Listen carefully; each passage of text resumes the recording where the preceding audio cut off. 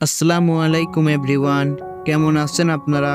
BD Riyad movie explanation শেষে আজকের পর্বে আমরা নতুন একটি কোরিয়ান মুভি এক্সপ্লেন করতে চলেছি।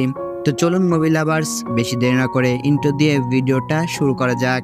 আর ইন্ট্রো দেওয়ার আগে আমি আপনাদেরকে আরেকটি কথা মনে করিয়ে দিতে চাই, যারা আমার চ্যানেলে নতুন আছেন তারা একটি লাইক করে, একটি সাবস্ক্রাইব করে, একটি শেয়ার করে আমার পাশে থাকবেন। তো চলুন বন্ধুরা, ইন্ট্রোটা দেওয়া যাক।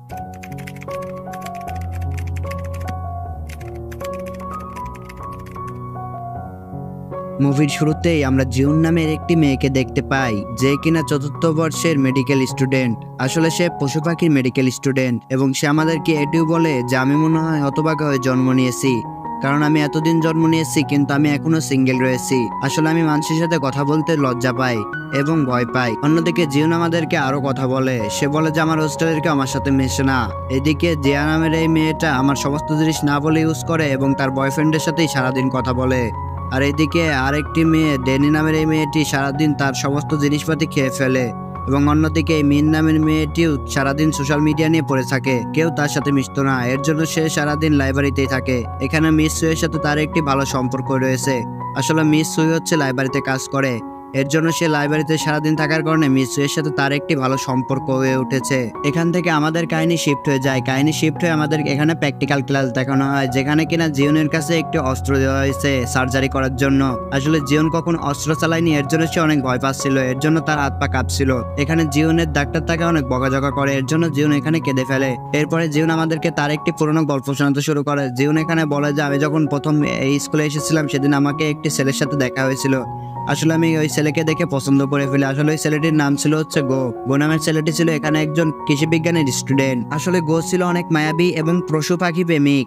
আসলে জিউন তার ভালোবাসার কথাটা গোকে গিয়ে বলতে পারে না, এর জন্য সে প্রতিদিন একটি করে লাভ লেটার লিখতো এবং সে সেটি তার কাছে রেখে দিত।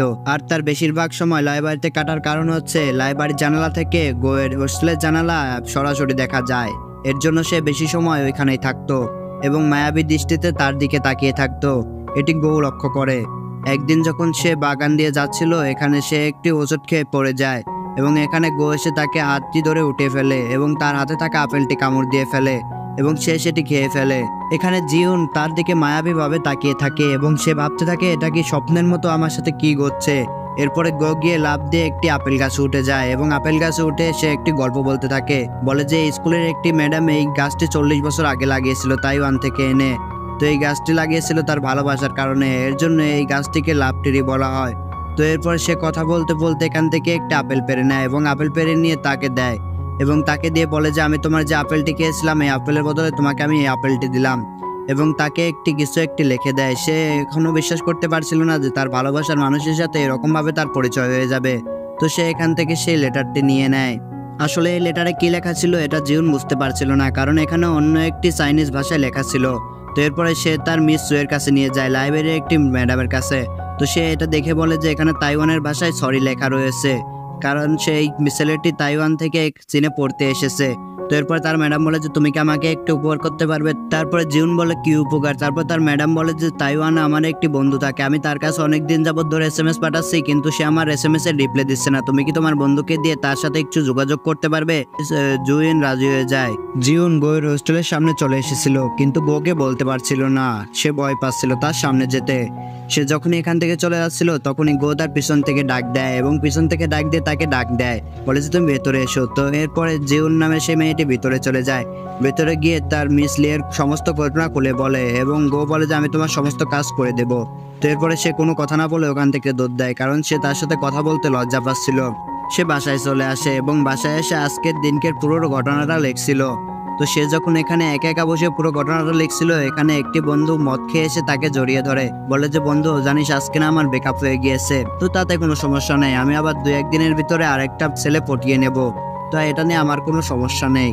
এরপরে সকাল দেখানো হয়, যেখানে জিউন ঘুম থেকে উঠে দেখে তার লেখা চিঠিটা আর এখানে নেই। সে এটি না দেখে সে পাগলের মতো হয়ে যায়, সে এদিক ওদিক খুঁজতে থাকে। এখানে মিন নামে সেই মেয়েটি এসে বলে যে আমি ওটা গোয়ের কাছে পাঠিয়ে দিয়েছি। জিউন যখন এটা শোনে সে অনেক রাগান্বিত হয়ে যায় এবং সে তার সাইকেল নিয়ে গোয়ের বাসায় যেতে থাকে, কারণ সে ভাবতে থাকে হয়তো গো এখন এই চিঠিটা খুলে দেখেনি। তো এর জন্য সে অনেক দ্রুততার সাথে গোয়ের বাসায় যেতে থাকে। সে গোয়ের বাসায় চলে আসে, সে এসে দেখতে পায় যে গো এখানে গাছ নিয়ে ব্যস্ত আছে আসলে সে সেই চিঠিটা এখনো পড়তে পারেনি, সেই চিঠিটা তার টেবিলের উপরে রাখা রয়েছে। সে যখনই চিঠিটা নিতে যাবে তখনই গো এখানে তাকে ধরে ফেলে, বলে যায় ওই চিঠিটা কি তোমার লেখা? এই চিঠিটা আজকে সকালেই আমার কাছে এসেছে, এটি আমি এখনো পড়ে দেখিনি। তো সে বলে যে এটা তোমার কাছে ভুল করে চলে এসেছে, আমি আসলে তোমার কাছে পাঠাতে চাইনি এই চিঠিটা। জিউন তার কাছে অনেক রিকোয়েস্ট করতে থাকে, কিন্তু গো কোনো মতেই দিচ্ছিল না, বলছিল যে এটা আমি পড়ে দেখবো তারপরে তোমার কাছে দেবো। সে এখানে ভুল করে আনের কথা বলে দেয়, বলে যে এটা আমি আনের কাছে পাঠাতে চেয়েছিলাম, ভুল করে এটা তোমার কাছে চলে এসেছে। আসলে আন তার পাশের বাসায় থাকে। তারপরে গো বলে যে আনকে যদি তুমি পছন্দই করে থাকো তাহলে তুমি সরাসরি গিয়ে বলে দাও তুমি এই চিঠিতে কেন তাকে বলতে চাচ্ছ। তো এরপরে সে কোনো মতে তাকে দিতে চাইছিল না।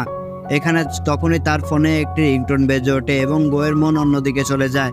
এখানে যেও তার তার চিঠিটি নিয়ে এখান থেকে দৌড় দিয়ে পালিয়ে যায়। সে যখন দৌড় দিয়ে পালিয়ে যায় সে আজকের ঘটনাটা ওই পুরো চিঠিতে লিখছিল যে আজকে কি কি তার সাথে ঘটেছে। তো এটি যখন সে লিখে রাখে তো পরের দিন দেখানো হয়। এরপর থেকে জিউন গোকে লুকিয়ে লুকিয়ে দেখতো। সে যখন লুকিয়ে লুকিয়ে দেখতো সে মনের ভিতরে একটা প্রশান্তি অনুভব করতো। আসলে ভালোবাসার মানুষকে লুকিয়ে দেখার মধ্যেও একটা শান্তি রয়েছে। তো এরপরে সে কয়েকদিন এরকম কেটে যায়। সে একটি আপেল গাছে পানি দিচ্ছিল, তখনই এখানে গো আর হান নামে সেই ছেলেটি আসে। আসলে তারা একটি বিড়াল ছানা নিয়ে এসেছিল, কারণ এটা অনেক অসুস্থ হয়ে গিয়েছে। জিউন বলে যে আমি তো এখনো পুরোপুরি ডাক্তার হয়ে উঠিনি, এটাকে হাসপাতালে নিতে হবে। গো নামে সেই ছেলেটি আনকে দিয়ে হাসপাতালে পাঠিয়ে দেয়। এরপরে তারা দুজনে এখানে গল্প করতে থাকে। তো তারা দুজনে যখন গল্প করছিল তারা দুজনে গল্প করার মাধ্যমে তাকে একটি মুভি দেখার ইনভাইট করে দেয় গো যখন জিওনকে মুভি দেখার ইনভাইট করে দেয় গো এখানে রাজি হয়ে যায়। এরপরে এখানে মিনের সাথে গোকে দেখানো হয়। মিন বলে যে আমার নতুন একটি ছেলের সাথে আজকে ডেট হয়েছে, আমি আজকে তার সাথে ঘুরতে যাব। এখানে জিওনও তার সমস্ত ঘটনা খুলে বলে যে গো আজকে আমাকে মুভি দেখার জন্য ইনভাইট করেছে, কিন্তু আমি যাব না। আসলে জিওন হচ্ছে অনেক লজ্জা পায়, এর জন্য সে যেতে চাচ্ছিল না। এখানে মিন নামে সেই মেয়েটি তাকে জোর করে পাঠিয়ে দেয়। থিয়েটারে যাওয়ার পর তাদের দুজনের সামনে একটি সিন আসে, যে সিনে আমাদেরকে রোমান্টিক কিছু দৃশ্য দেখানো হয়। এখানে তাদের দুজনের মধ্যে প্রেম হয়ে যায়। তো বন্ধুরা আজকের মুভিটা আপনাদের কাছে কেমন লেগেছে তারা একটি কমেন্ট করে জানিয়ে দিবেন। তো পরবর্তী মুভি দেখার জন্য আমাদের চ্যানেলটিকে সাবস্ক্রাইব করে রাখবেন। Tata, bye bye.